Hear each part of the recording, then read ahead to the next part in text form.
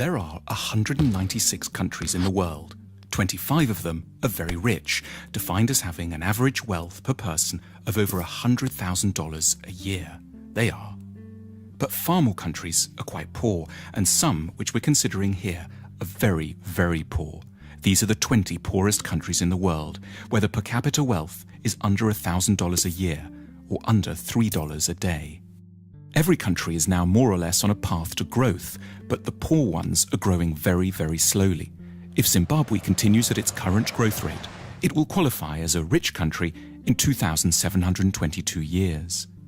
What we want to know in this film is why some countries prosper and others stagnate, so that we can understand what rich countries are doing right and get a better grip on the challenges and hurdles facing poor countries. There are basically three factors that determine whether a country will be rich or poor. The first is institutions. Institutions are beyond important. Broadly speaking, rich countries have good institutions and poor ones have very, very bad ones. The correlation between poverty and corruption is direct.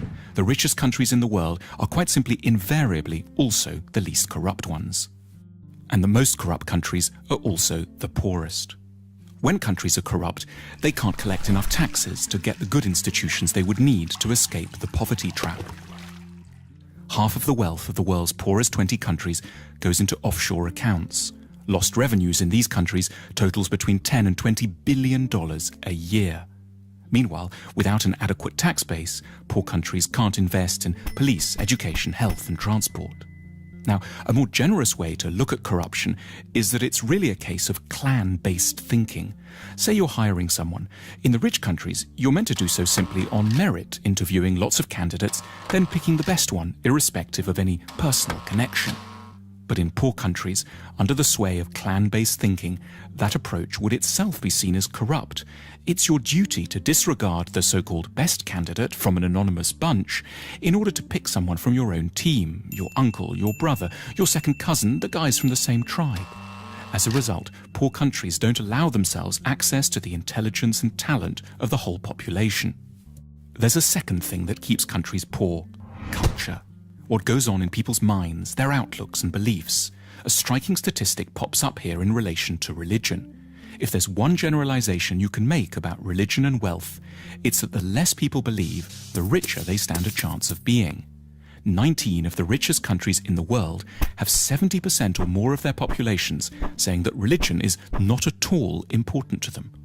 The exception here is, unsurprisingly, the United States, which manages to combine great religiosity with huge wealth. More on that in a second. And conversely, the poorest nations in the world are also extremely believing ones. Here's how many people think religion and the supernatural is deeply important in the following countries. In the world's poorest country, simply everyone is a believer. Why is belief quite so bad for wealth creation? Because in general, religiosity is connected up with the idea that the here and now can't be improved, so you should focus on the spiritual and look forward to a next world instead. It makes quite a bit of sense when you live here. In the rich world, on the other hand, people are generally great believers in their capacity to alter their destiny through effort and talent. Incidentally, to explain the anomaly of the United States, religion seems not to slow down economic growth here because it's a particular sort of religion, an overwhelmingly Protestant and exceptionally materialistic kind. The American God doesn't want you to think of building the New Jerusalem in the next world. He wants it here and now in Kansas or Houston. There's another big factor that determines the wealth and poverty of nations: geography. Poor countries are overwhelmingly located in the tropical regions. This isn't a coincidence. Life is, in many ways, simply far, far tougher there. The problems begin with agriculture. Tropical plants are generally a lot less packed with carbohydrates. Poor countries have worse soil too. Also, and perhaps surprisingly, a tropical climate can be disadvantageous to photosynthesis. Historically, a key determinant in the likelihood of societies growing rich was their possession of large domesticated animals, such as horses and oxen, which liberated a huge part of the workforce from having to plough by hand. But in tropical Africa, domesticated animals have throughout time been devastated by a further appalling scourge, the tsetse fly. This small fly, exclusively present in Africa because of its heat and humidity, knocks out animals on an enormous scale, making them sleepy or inactive, and has had a profound effect on the ability of Africans to develop technology, increase agricultural productivity, and amass wealth. It isn't just plants and animals that suffer in the tropics. In the middle latitudes, humans are open to a terrifying array of diseases, including 100% of low-income countries are affected by at least 5 tropical diseases simultaneously. The magical temperature, which has helped to make rich countries rich, is 16 degrees centigrade. However superficially unpleasant, that drop below 16 degrees as autumn starts to bite is quite literally a foundation stone of civilization. Geography also encompasses transport, and poor countries are on the whole very badly connected. Landlocked Bolivia and semi-landlocked Paraguay are the poorest nations in South America. Africa has only one major navigable river, the Nile, and hosts 15 landlocked nations, 11 of which have average incomes of $600 a year or less. Not coincidentally, the poorest country in Asia, Afghanistan, is also landlocked. Then there's the matter of natural resources. Natural resources like oil or precious metals can be real trouble, and paradoxically, poor countries tend to have them in spades. These natural resources are what economists call intensifiers. They will help to make a country with good institutions richer, but one with bad institutions get even poorer, precipitating what's called the resources trap.